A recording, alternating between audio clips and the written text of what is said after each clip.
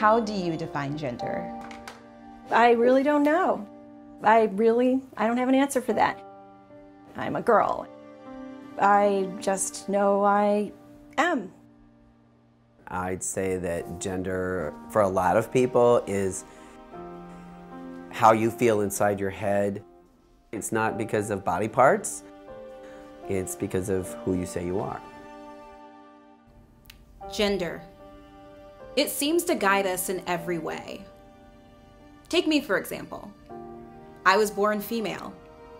I believe that I am a woman. But am I more than just my body? This is the conversation we're having right now, because hundreds of thousands of people in America believe that they are.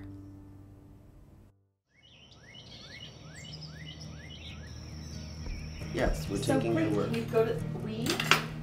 Yeah, Like children. all of us? The children. Oh, so can you like do a work. quick Target run on the way back?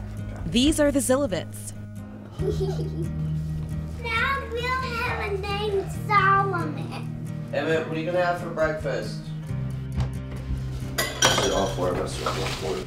Okay, so when we go, I'm gonna eat this in the car. They look like your typical American family. Here comes the bride. Here comes But there's more to their story. I hold the stereo. Me and Evan. In the car, let's go. It's the big upside down frames and the concert t-shirt. So I think I was in 7th grade. Christian was born Christine. What do you see when you look at this little girl?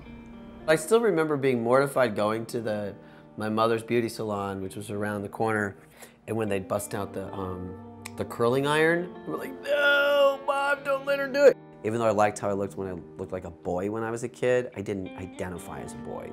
It really was a pop at 36. What happened to you at 36 where that pop went off?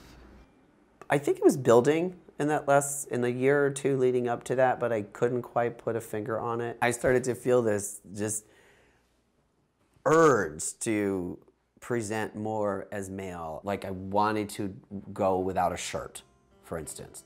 Like I could feel that male body coming through. This urge Christine acted on performing in drag shows in Seattle. I didn't really even get it then, but I was comfortable being around drag queens and drag kings. But soon, what was an act became reality. I go to work the next day wearing that same shirt and tie. I was getting more and more androgynous.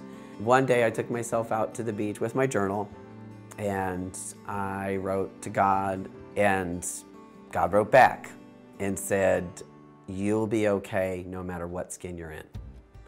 And I got it.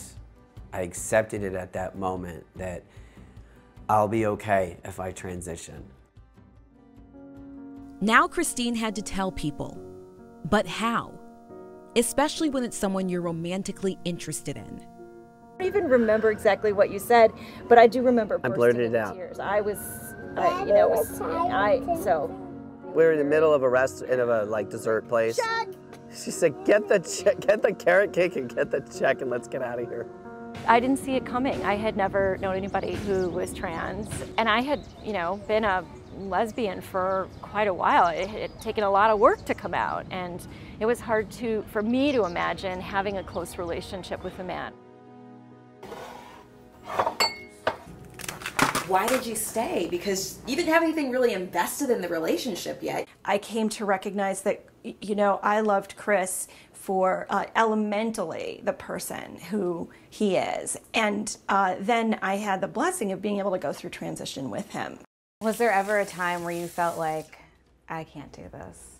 The only thing that I think I ever tried to talk him out of or change his mind on was some of the surgery. Sometimes it felt a little soon for me, or maybe not totally necessary, but that's because I'm not living in his body. Being on the fence was the hardest part. Identifying as male and not being on hormones, being perceived as female was by far the most painful part. I think if you ask any trans person who is misgendered, especially on a regular basis, You know, it's a shot in the chest, it's a shot in the heart, it's a shot in the gut, however you want to put it. I see a man when I look in the mirror, but I also see a trans man. Sometimes it's frustrating, sometimes it's not.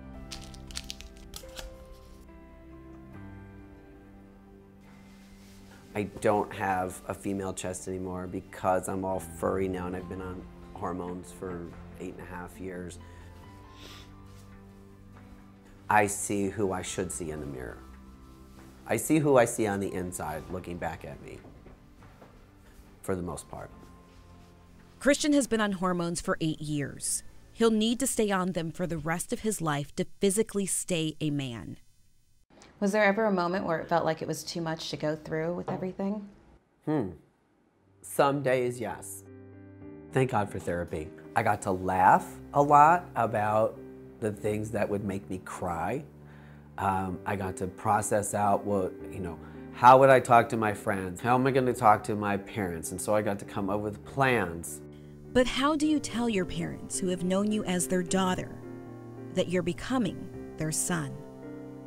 And I made sure I sent pictures ahead of time so they'd know who they were going to be seeing when they got there. And they played bad cop, good cop, and several months later they decided they weren't quite ready to deal with who I had become, and they needed to take a break to sort things out. And I called a good friend of mine and she said, well, your biggest fear has come to pass, and here you stand. Did you have reservations, like maybe I shouldn't? Oh, no question. Because if I'm going to be on the planet, this is what I needed to do. Within 6 months, Christian's parents accepted him as him, an acceptance he wants others to have early on in life. This is the first one. Chalkboards and all. Christian plans to open the Atlanta Pride School, the first school in the Southeast catering to the LGBT community. What would that have meant to you if you would have had this school, this environment, as a child? How would you have turned out differently? I think I would have found myself faster. I really do, because there wasn't a lot of permission for kids or teachers or anybody to be lesbian, gay, bi, trans, queer identified when I was a kid. Because gender really is a big part of most people's lives, especially when they walk out the door into the public. So what is gender? For some, it's how we're born. For Christian, it's a feeling. One all of us may not understand, but something so real to him, he was willing to risk his family and friends for his future.